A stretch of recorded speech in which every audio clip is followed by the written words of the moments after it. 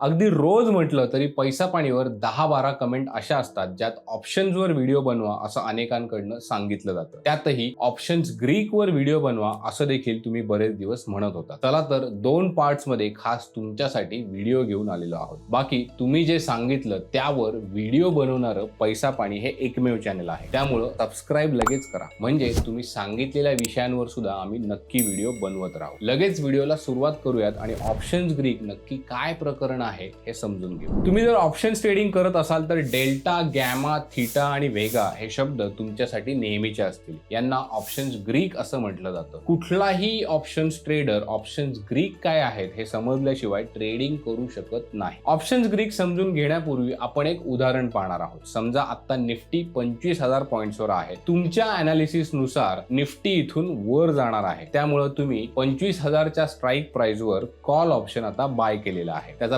Premium आहे 100 रुपये. ऑप्शन्सची price ही त्याच्या अंडरलाइंग ऍसेटवर डिपेंड असते. इथे अंडरलाइंग ऍसेट काय आहे तर निफ्टी 50 इंडेक्स. त्यामुळं निफ्टी जसं जसं वर जात राहील तशी तुमची ऑप्शन्सची किंमत जी आहे ती वाढत जाईल. समजा तुमचं अनालिसिस जे आहे ते बरोबर ठरलं आणि निफ्टी 25,000वरनं 25,100 पॉइंट्सवर गेला. आता तुमच्या अपेक्षेप्रमाणे ऑप्शनचं प्रीमियम 100 रुपयांवरनं 200 रुपयांवर जायला पाहिजे, बरोबर. वास्तवात मात्र प्रीमियम 50 रुपयांनी वाढला आणि 150 रुपयांवर गेला. असं का झालं हे समजण्याआधी आपण एक उदाहरण पाहूया. पहिल्या उदाहरणाप्रमाणेच इथे सुद्धा तुम्हाला 25,000चा कॉल ऑप्शन खरेदी केलेला आहे असं आपण समजूया 100 रुपयांच्या प्राइसवर. समजा तुमचं अनालिसिस बरोबर आलं आणि निफ्टी 50 पॉइंटने वाढून 25,050 पॉइंट्सवर गेला. निफ्टी 50 पॉइंट्सने वाढला जरी असला तरी तुमच्या ऑप्शन्सची प्राइस जी आहे ती 25 रुपयांनी वाढलेली आहे. थोड्याच वेळात निफ्टी पडून पुन्हा 25,000 रुपयांवर आला. आता अपेक्षेप्रमाणे तुमच्या ऑप्शन्सची प्राइस जी असेल ती सुद्धा पडून पुन्हा 100 रुपयांवर यायला हवी. वास्तवात मात्र ऑप्शन्सची प्राइस पडून ती 75 रुपयांवर गेली आणि तुम्हाला 25 रुपयांचा लॉस झाला. निफ्टी जागेवरच आहे तरी तुम्हाला लॉस झालेला आहे. तुम्हाला जर प्रश्न पडला असेल की असं का होतंय तर याचं उत्तर आहे ऑप्शन्स ग्रीक्स. हेच ऑप्शन्स ग्रीक मी आज तुम्हाला व्हिडिओमध्ये समजून सांगणार आहे, तेही अगदी सरळ आणि सोप्या भाषेमध्ये. त्यामुळे या व्हिडिओला एक लाईक आता लगेच करून टाका. मार्केटमधील सर्व ऑप्शन कॉन्ट्रॅक्ट्सवर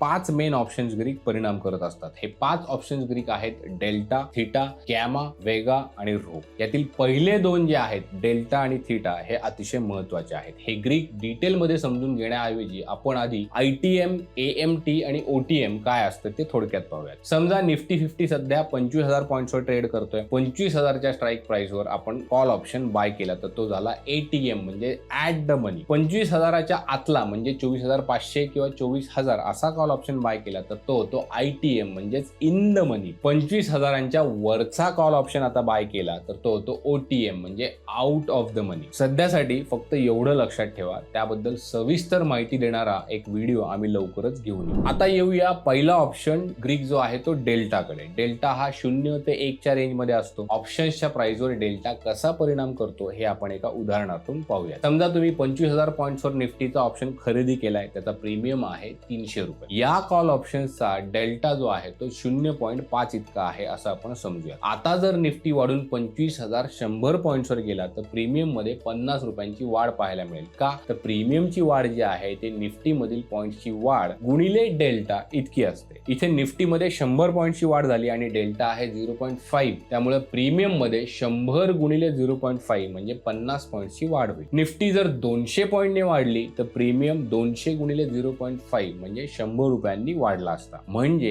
100 रुपयांचा प्रीमियम जो आहे तो 200 रुपयांवर गेला असता. अशा प्रकारे ऑप्शन्स ट्रेडिंग मध्ये ऑप्शन्सची प्राइस जी आहे ती डबल होते. इथे आपण ऍट द मनीचा विचार केला आहे त्यामुळे आपल्याला ऑप्शन 100 रुपयांना मिळाला. याऐवजी आपण इन द मनी ऑप्शन खरेदी केला असता तर आपल्याला जास्त प्रीमियम द्यावा लागला असता. उदाहरणार्थ आपण 24,000चा जर कॉल ऑप्शन खरेदी केला तर आपल्याला 1,000 रुपये प्रीमियम द्यावा लागेल. आपण जेवढं इन द मनी जाऊ तेवढा प्रीमियम जो आहे तो महाग होत जातो. या उलट आपण जेवढं आउट ऑफ द मनी जाऊ तेवढा प्रीमियम जो आहे तो स्वस्त होत जातो. हे तुम्ही आता लक्षात ठेवा. उदाहरणार्थ 26,000चा जर कॉल ऑप्शन असेल तर त्याचा प्रीमियम जो आहे तो फक्त 10 रुपये देखील असू शकतो. इथे प्रीमियम मध्ये किती मोठा प्राइस डिफरन्स तयार होतोय हे तुम्ही पाहू शकता. इन द मनी ट्रेडिंग जर करायची असेल तर खूप मोठ्या कॅपिटलची गरज पडते. त्यामुळं 5-10 हजारांचे कॅपिटल असणारे ट्रेडर आउट ऑफ द मनी असे कॉल ऑप्शन घेऊन ट्रेडिंग करत असतात, परंतु त्यामध्ये त्यांचा फायदा नाही तर नुकसानच जास्त होतं. ते कसं ते आपण डेल्टाच्या मदतीने समजून घेऊया. ऍट द मनीला आपला डेल्टा 0.5 इतका होता, त्यामुळे निफ्टीचे 100 पॉईंट जेव्हा वाढले तेव्हा आपल्याला 50 रुपयांचा फायदा झाला. इन द मनी ऑप्शन्सचा डेल्टा जो आहे तो 1 असतो. इथे जर निफ्टी 100 रुपयांनी वाढला तर ऑप्शन्सची प्राइस जी आहे ती सुद्धा 100 रुपयांनी वाढेल, म्हणजे 1000 रुपयांवरून आता 1100 रुपयांवरती जाईल. आता आउट ऑफ द मनीचा ऑप्शन फक्त 10 रुपयाला आहे, मात्र त्याचा डेल्टा जो आहे तो सुद्धा 0.1 इतकाच आहे. त्यामुळे निफ्टी जर 100 पॉईंटने वाढला तर ऑप्शन 100 गुणिले 0.1 म्हणजे फक्त 10 रुपयांनी वाढेल. म्हणजे 10चा ऑप्शन 20 रुपयाला होईल. इथे ऑप्शन डबल जरी होत असला तरी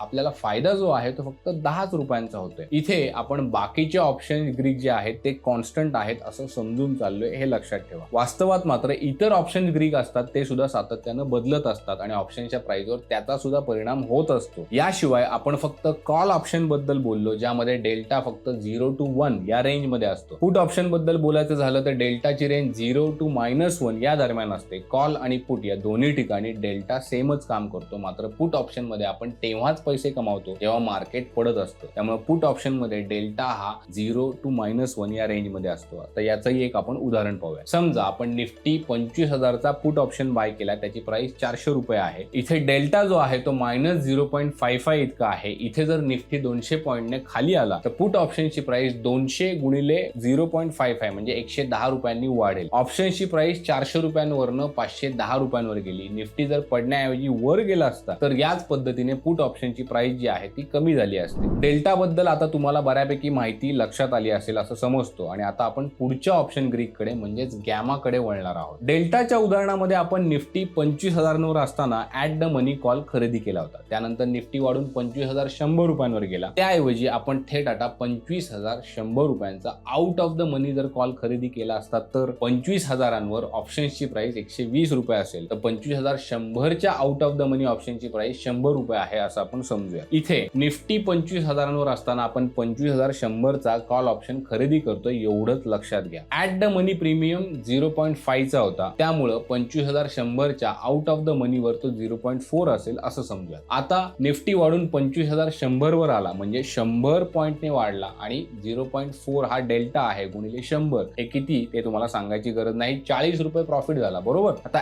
ऍट द मनी प्रॉफिट 50 रुपयांचा होता. आपण जसं जसं आउट ऑफ द मनी जाऊ तसा तसा प्रॉफिट कमी होतच जाणार. आता प्रश्न हा आहे की निफ्टी 25,000वर होता, तो 25,100 वर आलाय, मग आता ऍट द मनी प्राइस नक्की कोणती, बरोबर. तर आता 25,100 हा ऍट द मनी झाला, त्याचा डेल्टा जो आहे तो 0.5 आहे. आधी त्याचा डेल्टा 0.4 होता, तेव्हा 40 रुपये प्रॉफिट झाला. आता जर निफ्टी अजून 100 रुपये वाढला तर प्रॉफिट 50 रुपये होईल. हा जो 10 रुपयांचा फरक आहे यालाच म्हणतात gamma. Rate of change of delta is gamma. Gamma आणि डेल्टा मध्ये फरक काय, तर अंडरलाइंग ऍसेटची प्राइस चेंज झाल्यामुळे ऑप्शन्सच्या प्रीमियम मध्ये ज्या रेटने बदल होतो त्याला डेल्टा म्हणतात. तर ऍसेटची प्राइस चेंज झाल्यामुळे डेल्टा मध्ये जो बदल होतो त्याला गॅमा म्हणतात. जेव्हा at the money price change होते म्हणजे 25,000 वरनं 25,100 वर जाते तेव्हा ऑप्शन्स चेन मधले सगळे प्रीमियम जे आहेत ते चेंज होतात. प्रीमियम किती चेंज होतील हे आपल्याला गॅमा वरनं लक्षात येतं. मला माहिती आहे की हे थोडं कॉम्प्लिकेटेड आहे, समजायला थोडंसं अवघड जाऊ शकतं. त्यामुळे जर तुम्हाला हे समजलं नसेल तर हा व्हिडिओ पुन्हा एकदा पहा. बिगिनर साठी या गोष्टी तेव्हाच सोप्या होतील जेव्हा त्यांची ट्रेडिंग मध्ये प्रॅक्टिस झालेली असेल, सराव झालेला असेल. रेग्युलर ट्रेडर साठी या गोष्टी तुलनेनं समजण्यासाठी सोप्या आहेत. तुम्ही जर हा व्हिडिओ शेवटपर्यंत पाहिला असेल तर यावरून तुमची शिकण्याची जिद्द दिसून येते. परंतु एकाच व्हिडिओमध्ये सगळे ऑप्शन्स ग्रीक एक्सप्लेन करणं थोडंसं अवघड आहे. त्यामुळे ऑप्शन्स ग्रीकचा नेक्स्ट पार्ट जो आहे तो आम्ही लवकरच अपलोड करूया. त्यामध्ये ऑप्शन्स ट्रेडिंग मध्ये